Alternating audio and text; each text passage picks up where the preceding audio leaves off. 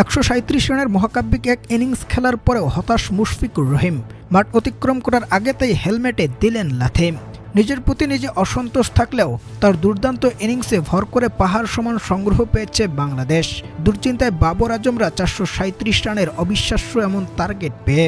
প্রিয় দর্শক, যেখানে দ্বিতীয় টেস্টের তৃতীয় দিনের খেলার শুরুটা দুর্দান্তভাবেই করেছেন মুশফিকুর রহিম, যদিও অধিনায়ক নাজমুল হাসান শান্ত তাকে সঙ্গ দিতে ব্যর্থ হন। এলবিডব্লিউর শিকার হয়ে মাত্র 15 রানেই ফেরেন সাজঘরে। তবে এরপর মাঠে আসেন গত ইনিংসের সেঞ্চুরিয়ান লিটন দাস। আর মাঠে এসে লিটন দাসের সে কি দুর্দান্ত ব্যাটিং।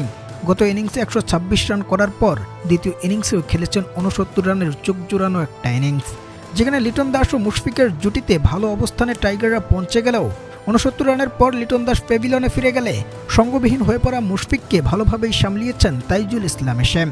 তার মাত্র 22 রানের ইনিংস বেশ সঙ্গ জুগিয়েছে মুশফিকের সেঞ্চুরি করার পথে, যেখানে শুধু সেঞ্চুরি করেই থেমে থাকেননি মুশফিক। এরপরও লড়ে গেছেন অনেকটা সময়। শেষ পর্যন্ত তার লড়াই থেমেছে 137 রানের ঘরে।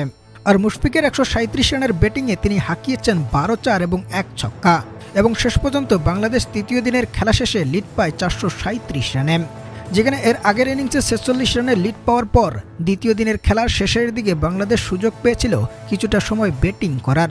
আর এ সময় 3 উইকেট হারিয়ে 156 রানে দ্বিতীয় দিনের খেলা শেষ করে টাইগাররা। সেই 156 রান আর 3 উইকেট থেকে তৃতীয় দিনের খেলা শেষ করার আগ পর্যন্ত দুর্দান্ত লড়াই করে গেছে টাইগার ক্রিকেটাররা। পাকিস্তানি বোলারদের তুলোধুনো করে 13 4 ছক্কার মধ্য দিয়ে ক্যারিয়ারের 14তম সেঞ্চুরি তুলে নিয়েছেন অভিজ্ঞ মুশফিকুর রহিম।